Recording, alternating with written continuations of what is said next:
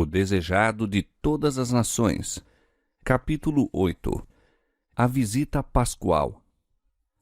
Entre os judeus, os 12 anos eram a linha divisória entre a infância e a juventude. Ao completar esta idade, um menino hebreu era considerado filho da lei e também filho de Deus. Eram-lhe dadas especiais oportunidades para instruções religiosas e esperava-se que participasse das festas e observâncias sagradas. Foi em harmonia com esse costume que Jesus fez em sua meninice a visita pascual a Jerusalém. Como todos os israelitas devotos, José e Maria iam todos os anos assistir à Páscoa, e quando Jesus havia atingido a necessária idade, levaram-no consigo. Havia 3 festividades anuais: a Páscoa, o Pentecostes e a Festa dos Tabernáculos, festas em que todos os homens de Israel tinham ordem de comparecer perante o Senhor em Jerusalém. Destas, era a Páscoa a mais concorrida. Havia presentes muitos de todos os países por onde os judeus tinham sido espalhados. De todas as partes da Palestina, vinham os adoradores em grande número. A viagem da Galiléia levava diversos dias e os viajantes reuniam-se em grandes grupos, já pela companhia, já pela proteção. As mulheres e os homens de idade viajavam em bois e asnos pelos acidentados e pedregosos caminhos. Os homens mais fortes e os jovens viajavam a pé. O tempo da Páscoa era o fim de março ou começo de abril, e toda a terra estava adornada de flores, alegrada com os cânticos dos pássaros. Por todo o caminho encontravam-se lugares memoráveis na história de Israel, e pais e mães contavam aos filhos as maravilhas que Deus operara por seu povo nos séculos passados.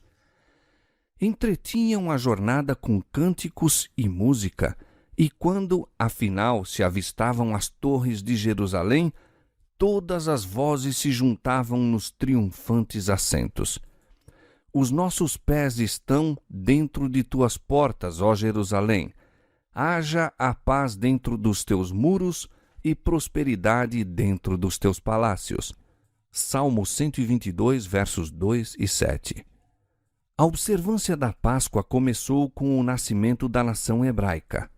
Na última noite de sua servidão no Egito, quando não havia sinal de libertação, Deus lhes ordenou que se preparassem para um imediato livramento. Advertira Faraó do juízo final sobre os egípcios e deu aos judeus instruções para reunirem suas famílias dentro das próprias casas. Havendo aspergido as ombreiras e vergas da porta com o sangue do cordeiro imolado, deviam comer o cordeiro assado com pão sem fermento e ervas amargas. Assim, pois, o comereis, disse ele, os vossos lombos cingidos, os vossos sapatos nos pés e o vosso cajado na mão. E o comereis apressadamente. Esta é a Páscoa do Senhor. Êxodo 12, 11. À meia-noite, todos os primogênitos dos egípcios foram mortos. Então o rei enviou a Israel a mensagem: levantai-vos, saí do meio do meu povo, e ide, servi ao Senhor, como tendes dito.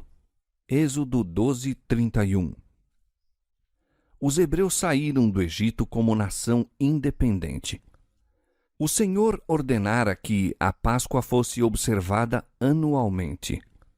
E disse ele: quando vossos filhos vos disserem: que culto é este?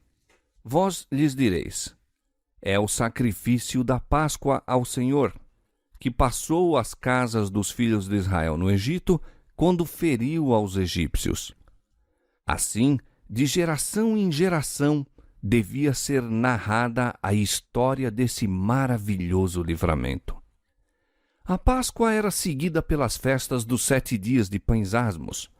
No segundo dia da festa, os primeiros frutos da colheita anual, um molho de cevada, eram apresentados ao Senhor. Todas as cerimônias da festa eram símbolos da obra de Cristo. A libertação de Israel do Egito era uma lição objetiva da redenção que a Páscoa se destinava a conservar na memória.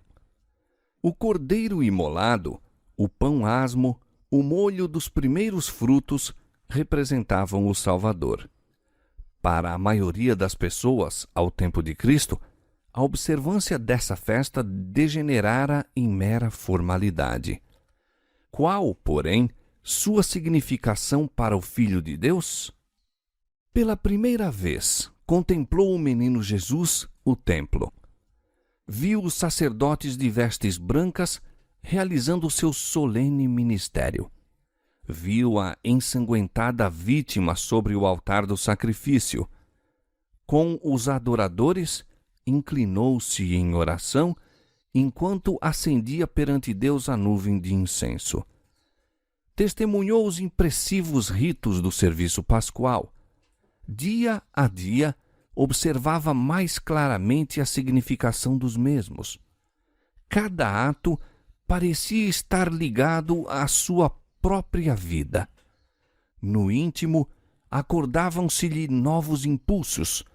Silencioso e absorto, parecia estudar a solução de um grande problema. O mistério de sua missão desvendava-se ao Salvador. Enlevado pela contemplação dessas cenas, não permaneceu ao lado dos pais. Buscou estar sozinho. Ao terminarem os serviços pascuais, demorou-se ainda no pátio do templo e, ao partirem os adoradores de Jerusalém, Jesus foi deixado ali. Nessa visita a Jerusalém, os pais de Jesus desejavam pô-lo em contato com os grandes mestres de Israel. Conquanto fosse obediente em todos os particulares à palavra de Deus, não se conformava com os ritos e usos dos rabis. José e Maria esperavam que fosse levado a reverenciar os doutos rabinos e a atender mais diligentemente às suas exigências. Mas Jesus, no templo, fora instruído por Deus. Aquilo que recebera, começou imediatamente a comunicar.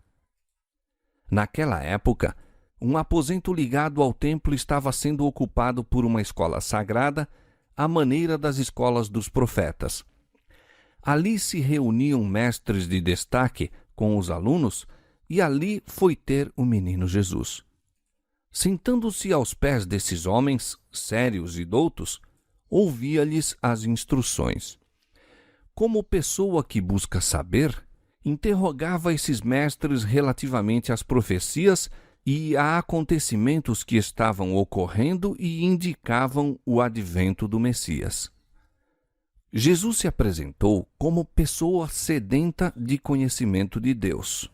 Suas perguntas eram sugestivas de profundas verdades que havia muito jaziam obscurecidas e eram, todavia, vitais para a salvação de almas.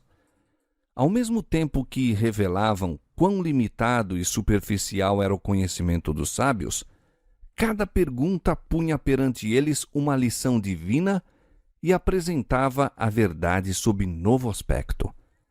Falavam os rabis da maravilhosa elevação que a vinda do Messias havia de trazer à nação judaica. Mas Jesus apresentava a profecia de Isaías e perguntava-lhes o sentido daqueles textos que indicavam o sofrimento e a morte do Cordeiro de Deus. Os doutores voltavam-se para ele com perguntas e pasmavam de suas respostas.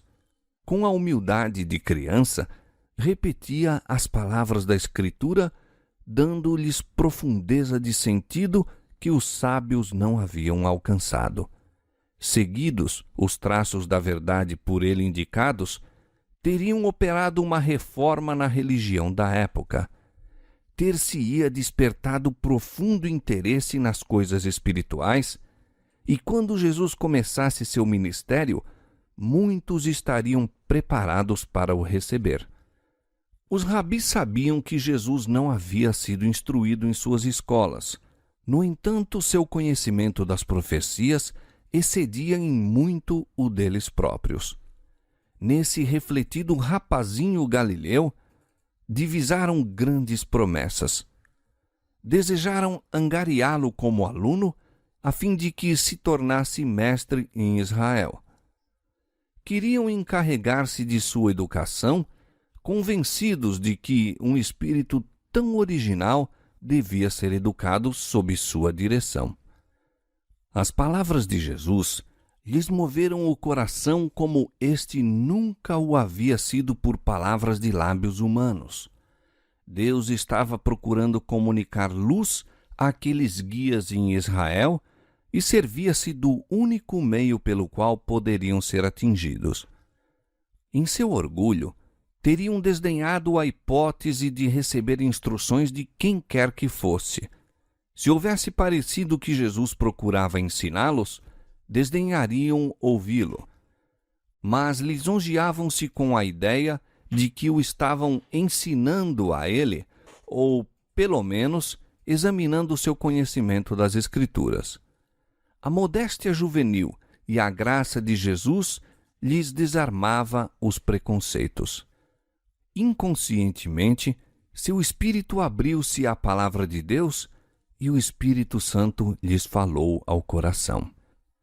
Não puderam deixar de ver que sua expectação com respeito ao Messias não tinha o apoio da profecia, mas não queriam renunciar às teorias que lhes tinham lisonjeado a ambição. Não admitiam haver compreendido mal as Escrituras que pretendiam ensinar. Interrogaram-se uns aos outros. Como tem esse rapaz conhecimento, não havendo nunca aprendido? A luz estava brilhando nas trevas, mas as trevas não a compreenderam. João 1:5. Entretanto, José e Maria achavam-se em grande perplexidade e aflição. Na partida de Jerusalém, haviam perdido de vista a Jesus e não sabiam que se demorara atrás.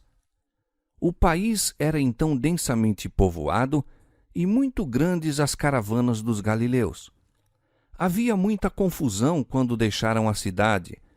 Pelo caminho, o prazer de viajar com os amigos e conhecidos absorveu-lhes a atenção e não lhe perceberam a ausência até que chegou a noite. Então, ao fazerem alto para o repouso, sentiram falta das prestimosas mãos de seu filho. Julgando que estivesse com os companheiros, não haviam sentido ansiedade. Jovem como era, nele confiavam inteiramente, esperando que, quando necessário, estaria pronto a auxiliá-los, antecipando-lhes as necessidades, como sempre fizera. Agora, porém, se suscitaram temores. Procuraram-no entre os que os acompanhavam, mas em vão. Tremendo, lembraram-se de como Herodes o buscara destruir em sua infância. Negros pressentimentos lhes encheram o coração. Faziam-se a si mesmos amargas recriminações. Voltando a Jerusalém, prosseguiram suas buscas. No dia seguinte, ao misturarem-se com os adoradores no templo, uma voz familiar lhes chamou a atenção. Não a podiam confundir. Nenhuma outra era como a sua, tão séria e grave, não obstante tão melodiosa. Na escola dos rabinos encontraram Jesus. Regozijando-se, embora, não puderam esquecer seu desgosto e ansiedade. Tendo-o novamente consigo, disse à mãe em palavras que envolviam uma reprovação: Filho, por que fizeste assim para conosco? Eis que teu pai e eu, ansiosos, te procurávamos. Por que é que me procuráveis? Não sabeis que me convém tratar dos negócios de meu pai? E, como parecessem não compreender suas palavras, apontou para cima. Havia em seu rosto uma luz que os levou a meditar. A divindade estava irradiando através da humanidade. Encontrando-o no templo, haviam escutado o que se passava entre ele e os rabis e ficaram admirados de suas perguntas e respostas. Suas palavras despertaram uma corrente de ideias que nunca mais seriam esquecidas. E a resposta que lhes dera encerrava uma lição. Não sabeis, dissera ele, que me convém tratar dos negócios de meu pai? Jesus estava empenhado na obra para cumprimento da qual viera a este mundo, mas José e Maria haviam negligenciado a sua. Grande honra lhes conferira Deus em confiar-lhes seu filho. Santos anjos tinham dirigido a José a fim de proteger a vida de Jesus, mas por um dia inteiro haviam perdido de vista aquele a quem não deviam ter esquecido nem por um momento.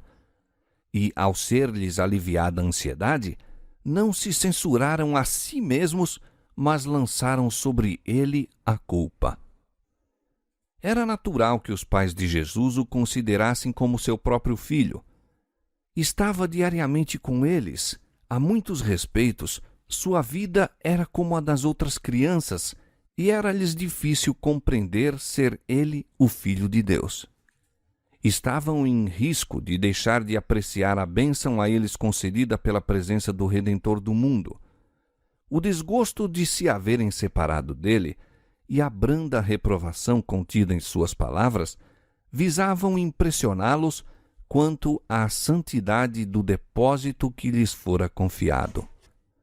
Na resposta dada à sua mãe, Jesus mostrou pela primeira vez que compreendia sua relação para com Deus. Antes de seu nascimento, o anjo dissera a Maria: "Este será grande e será chamado Filho do Altíssimo, e o Senhor Deus lhe dará o trono de Davi, seu pai, e reinará eternamente na casa de Jacó." Lucas capítulo 1, versos 32 e 33.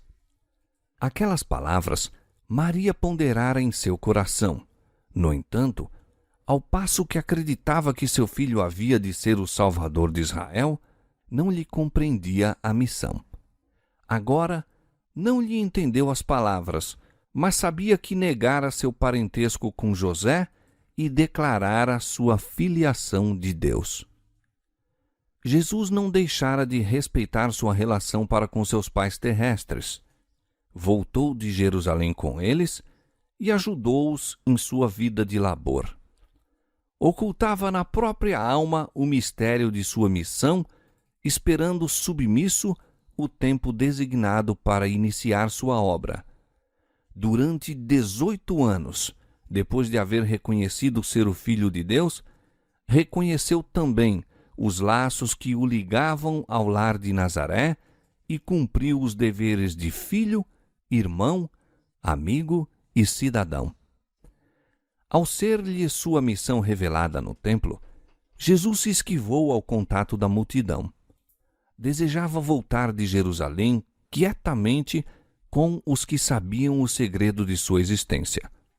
Mediante o serviço pascual, Deus estava procurando desviar seu povo dos cuidados terrenos que tinham e fazê-lo lembrar a maravilhosa obra que fizera em sua libertação do Egito. Desejava que vissem nessa obra uma promessa de libertação do pecado. Como o sangue do cordeiro morto protegera os lares de Israel, assim lhe salvaria a alma o sangue de Cristo. Mas eles só se podiam salvar por meio de Cristo, apoderando-se pela fé de sua vida como sendo deles mesmos. Só havia virtude no simbólico serviço ao serem os adoradores por ele dirigidos a Cristo como seu Salvador pessoal. Deus desejava que fossem levados a estudar a missão de Cristo e sobre ela meditar com oração. Ao partirem de Jerusalém, as multidões, no entanto, a excitação da viagem e a comunicação social absorviam frequentemente a atenção deles e era esquecido o serviço que acabavam de testemunhar. O Salvador não foi atraído para a companhia deles. Ao voltarem José e Maria de Jerusalém sozinhos com Jesus, ele esperava dirigir-lhes a atenção às profecias concernentes aos sofrimentos do Salvador. Sobre o Calvário, procurou aliviar a dor de sua mãe. Estava agora pensando nela. Maria tinha que testemunhar sua derradeira agonia e Jesus desejava que ela compreendesse sua missão a fim de fortalecer-se para resistir quando a espada lhe houvesse de traspassar a alma. Como Jesus estivera separado dela e por 3 dias o procurara aflita, assim, quando fosse oferecido pelos pecados do mundo, estaria novamente perdido para ela 3 dias. E ao ressurgir ele do sepulcro, sua tristeza se transformaria outra vez em júbilo. Mas quão melhor teria ela suportado a angústia da morte do filho se houvesse compreendido as Escrituras para as quais ele lhe procurava agora volver os pensamentos. Se José e Maria houvessem firmado a mente em Deus, mediante meditação e oração, teriam avaliado a santidade do depósito que lhes era confiado e não teriam perdido de vista a Jesus. Pela negligência de um dia, perderam o Salvador. Custou-lhes, porém, 3 dias de ansiosas buscas o tornar a encontrá-lo. O mesmo quanto a nós. Por conversas ociosas, por maledicência ou negligência da oração, podemos perder num dia a presença do Salvador e talvez leve muitos dias de dolorosa busca o tornar a achá-lo e reconquistar a paz que perdemos. Em nossas relações uns com os outros, devemos estar atentos para não perder a Jesus, continuando o caminho sem nos advertir de que ele não se acha conosco. Quando nos absorvemos em coisas mundanas, de maneira que não temos um pensamento para aquele em quem se concentra nossa esperança de vida eterna, separamo-nos de Jesus e dos anjos celestiais. Esses santos seres não podem permanecer onde a presença do Salvador não é desejada e sua ausência não é sentida. Eis porque, tantas vezes, se faz sentir o desânimo entre os professos seguidores de Cristo.